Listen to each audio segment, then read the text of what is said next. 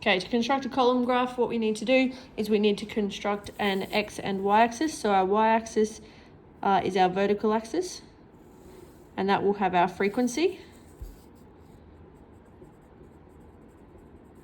In this case, our frequency, our highest number is 10. So I'm going to leave, or make the scale, so 2 boxes between each number. You just need to make sure that your scale is consistent on your y-axis.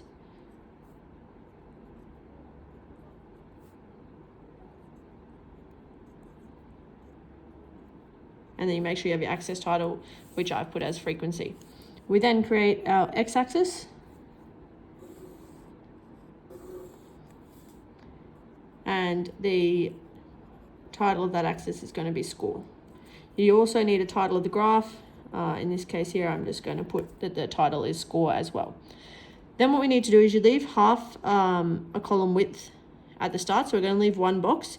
And then my first column is going to be 2 boxes wide. And that column is going to be for the score of 0. So we put the label in the middle. And then I need to go up to 10 because the score of 0 has a frequency of 10. So I line my ruler up. I rule up to 10. I make sure that my column is 2 boxes wide. And then we rule across the top to finish that column. I then leave a column width. And then I'll create a column for the score of 1. 1 has a frequency of 7. So we're going to go from here to 7.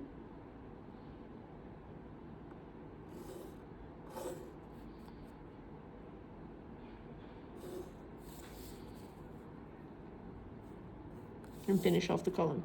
Again, you leave half a box width. Our next column is for the score of 2, and that has a frequency of 2. So we're going to go up to 2.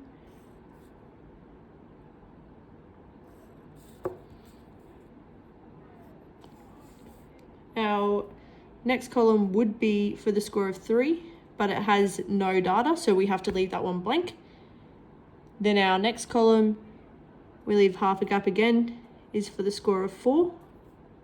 That has a frequency of 3.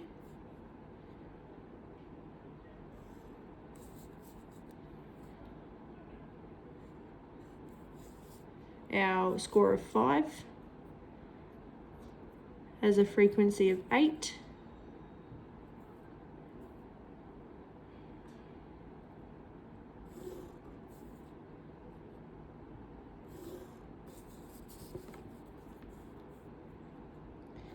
And lastly, our score of 6. So I've just got to make this one a little bit wider because I've just run out of graph paper there. So I just make it the same, the box width apart, and that one has a score of 3 as well.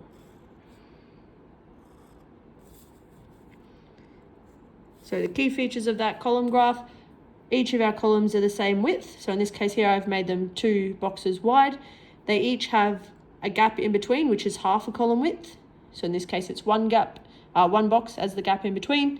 I've got my axes titles, I've got scaled axes, and I have a title. So in the test, you'd get a mark for the title, half a mark for your axes title, half a mark for each scaled axes, and then 2 marks for accurate placement of the columns for a score of 5.